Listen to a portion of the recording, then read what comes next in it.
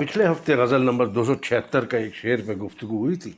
आज 27 अक्टूबर है, उसी गज़ल के एक और शेर पे बात कर रहे हैं। कईयों पे कर सकते हैं, लेकिन एक और पे कर रहे हैं क्योंकि उससे एक हमारा मकसद कुछ और भी है।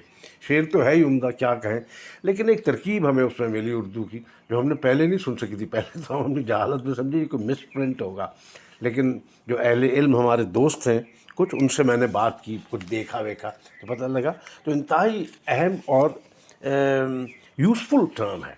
और ये हमने अपने अंग्रेज़ी में जब हमने रेटोरिक पढ़ी थी तो उसमें ये हमने इस किस्म की टर्म्स पढ़ते थे कि अच्छा नस्र क्या होती है, अच्छी शायरी क्या होती है। उस इसके लिटरेचर के यानी लिटरेसी के और रेटोरिक के उसूल सबसे पहले अरस्तू ने बनाए थे।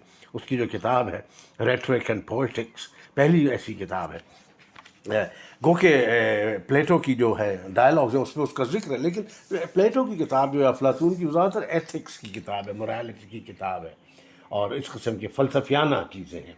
और अरस्तू की जो है रेटरिक एंड पोएटिक्स, और वो उसमें ज़्यादातर ये उसूल हैं। तो ये हम जब ग्रेजुएट स्कूल में थे तो ये चीज़ें बहुत ही उलझावे की होती थी कि रेटरिक पोइट्री के ज़िम्न में कब चली जाती है या पोइट्री सिर्फ रेटरिक कब रह जाती है। उसके बाद उसका हतमी इलाज नहीं है।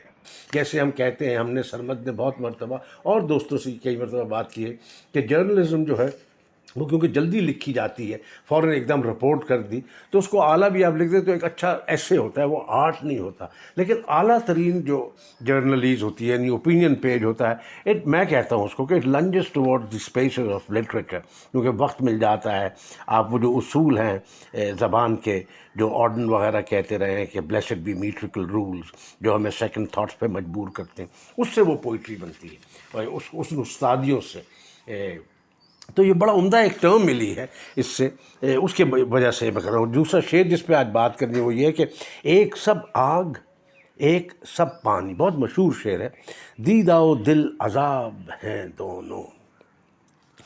अब जी एकदम जब फारूकी साहब ने कहा ना कि बज़ाहिर मालूम होता है कि शेर में लफ़ व नशर गैर मुरतब है, तो उसी जो जुमला है ना लफ़ व नशर, हम तो उसमें खो गए कि हशर व नशर हो गया हमारे साथ, ये क्या चीज़ है। उसको खूब पढ़ा बड़ा तो हम उसको मुख्तसर करके बता रहे हैं वक्त की वजह से कि आप अगर इस तरह देखें ना कि ये लफ़ और नशर से लफ़ अल्फाज क्या बने, तो फिर ये कॉन्सेप्ट समझ में आ जाता है कि लफ़ से लिफाफा बना है नॉट लिफाफा जर्नलिज्म हमारा वाला, लेकिन लिफाफा यानी एक चीज़ को करके बांध के रख दिया जाए। और नशर ये जिसके महकमा नशरियात और ये सब है, यानी उसको स्कैटर कर दिया जाए।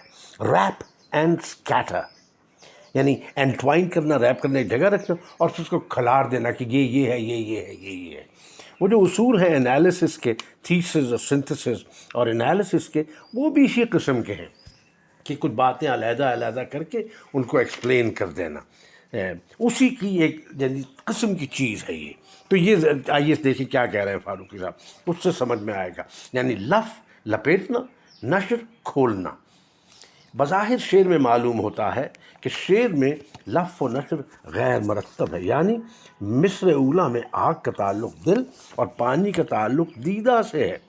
बात बिल्कुल ठीक है, लेकिन मरतब लफ़ व नशर का भी इम्कान है। यानी ये फ़र्ज़ कर सकते हैं कि आँखों में खून की सुर्खी है या इश्क की गर्मी है, इसकी बिना पर आँख को सरासर आग कहा है।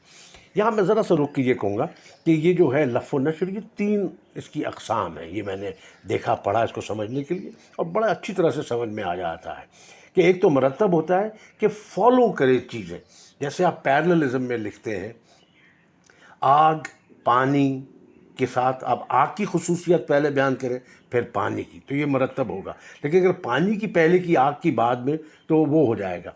अच्छा, और तीसरा होता है माकूस यानी इन्वर्टेड इमेज, यानी अगर आपने 3 चीज़ें बताई हैं तो उनकी जो आप क्वालिटीज़ बाद में बता रहे हैं वो आप उनको उल्टा करके बताएं। ज़्यादा नहीं जाएंगे, ये काफ़ी है। जिनको शौक़ होगा खुद सुन लेंगे। हम देख रहे हैं कि ये फारूकी साहब और मीर साहब क्या कर रहे हैं। ये देखिए साहब, सरासर आग का है। गालिब का शेर है, निगाह गर्म से एक आग टपकती है असद, निगाह गर्म से एक आग टपकती है असद, है चरागां खसो खाशा के गुलिस्तां मुझसे। اب دیکھیں کہنے لگے اس پر طباطبائی نے، یعنی وہی نظم طباطبائی صاحب نے لکھا ہے کہ نگاہ گرم کی کچھ وجہ نہ معلوم ہوئی. اب فاروقی صاحب کا فقرہ دیکھ لیجیے ٹپکل. دراصل طباطبائی حسب معمول اعتراض برائے اعتراض کر رہے ہیں، ورنہ وجہ صاف ہے کہ عشق کی گرمی کی بنا، اس کو کہتے ہیں سبورٹ دا پیراڈائم، جو میں کہتا ہوں نا ایجوکیشن میں اسٹوڈنٹس کو، تو انٹروگیٹ کر رہے ہیں کہ جو نظم ہے بہت بڑے استاد ہیں سب ہے، لیکن ان کو کوشچن کرنا جو ہے نا اس کے بغیر کوئی علم نہیں ہے. ورنہ آپ طوطے ہیں، منشی ہیں، بیوروکریٹ ہیں، یا پاکستان کی یونیورسٹی کے پروفیسر ہیں، بس آپ کو جو ہے اس پہ مکھی مار ڈالی. ابھی اس کو چیلنج کر رہے ہیں نظم کو، کہتے ہیں ورنہ وجہ صاف ظاہر ہے کہ عشق کی گرمی کی بنا پر آنکھوں سے آگ برس رہی ہے. بہرحال میر کے شعر میں اس بات کا امکان بالکل ہے کہ آنکھوں میں خون کی سرخی یا عشق کی گرمی کے باعث ان کو سراسر آگ کہا ہو، اور شدت غم کے باعث دل کے پانی ہو جانے کی بنا پر اس کو سب پانی کہا ہو. اس طرح شعر میں لف و نشر مرتب کی کار فرمائی نظر آتی ہے. ایک اور سب یعنی جو دو الفاظ ہیں، ایک سب آگ، ایک سب پانی، بڑی بات ہے یہ. ایک سب یعنی کمپلیٹ ہیں وہ، اس کے مکمل. آنکھ میں جو پانی کی تمام کوالٹیز ہیں اس میں آگ کی تمام کوالٹیز ہیں، کوئی کم نہیں ہے. رعایت بھی پرلطف ہے. دل و چشم کے آگ اور پانی اور آگ ہونے کی وجہ سے یہ دونوں عذاب تو ہیں، لیکن یہ نہ ظاہر کر کے کہ دل و چشم کی حالت کیوں ایسی ہوئی ہے. میر نے کمال بلاغت سے کام لیا ہے، کیونکہ اس طرح کے امکانات کا سلسلہ پھر شروع ہو جاتا ہے.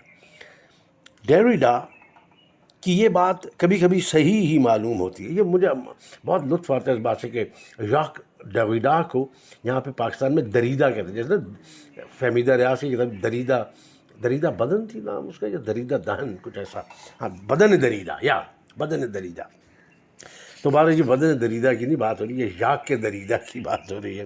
ڈیریڈا کی یہ بات کبھی کبھی صحیح معلوم ہوتی ہے کہ یہ پتہ لگانا غیر ممکن ہے کہ متن کے اندر معنی کا مرکز کہاں ہے.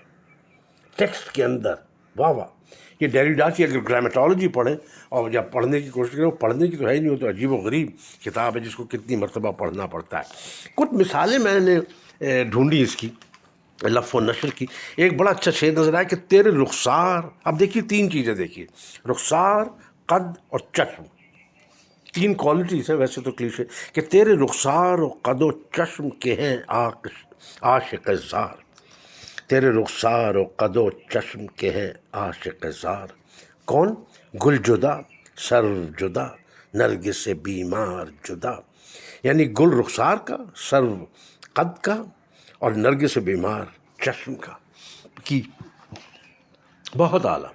ایک اور شعر نظر آئے کہ جس کی چمک سے ہے پیدا، جس کی مہک ہویدا، شبنم کے موتیوں میں، پھولوں کے پیرہن میں. یعنی مہک پھولوں کے پیرہن میں اور شبنم کے موتیوں میں. ایک شعر میں نے غالب کا کہیں دیکھا تھا، غالب کا وہ صحرا کے وہ جو مشہور صحرا ہے غالب کا کہ ہم سخن فہم ہیں غالب کے طرفدار نہیں، دیکھیں اس صحرے سے کہہ دے کوئی بڑھ کے. اس کا ایک شعر ہے کہ رخ روشن کی دمک، گہر غلطاں کی چمک. غلطاں بڑا اچھا لفظ ہے، لڑکتا ہوا، گہر غلطاں کی چمک. کیوں نہ دکھلائے فروغ مہ و اختر صحرا. تو میں جو ہے وہ رخ روشن سے اس کا ہے اس کا ضلع، اور گہر غلطاں کا اختر سے. تو یہ ایک صنف ہے جس کو کہتے ہیں علم البدی کی. علم البدی، علم الکلام، یہ سب ریٹرک کے علاقے ہیں یہ سب. جلوائے صبح ازل، تیر گیے شام ابد. فراق کا شعر ہے. جلوائے صبح ازل، تیر گیے شام ابد. تیرے عارض یعنی صبح کے ساتھ، تیرے عارض تیرے گیسو پریشان ہوں گے. تو ایک آخر میں اکبر الہٰبادی نے اس پہ اپنے بیٹے عشرت کی جو صحرا لکھا تھا، وہ غالب کی اس پہ زمین میں لکھا تھا، اس میں بھی ہے اس طرح کی بات کہ عارض و خال کا تیرے ہے اسے قرب نصیب. عارض و خال کا تیرے ہے اسے قرب نصیب، کس طرح سے نہ ہو رشک مہ و اختر چہرہ. انہوں نے ماں کو عارض سے ملایا اور اختر کو خال سے ملایا. تو میں نے کہا یہ ذرا اس کے بارے میں چھوٹی سی بات کر لیں، پھر جلد اگلے ہفتے اگلی غزل کے بارے میں گفتگو کریں گے. بہت بہت شکریہ.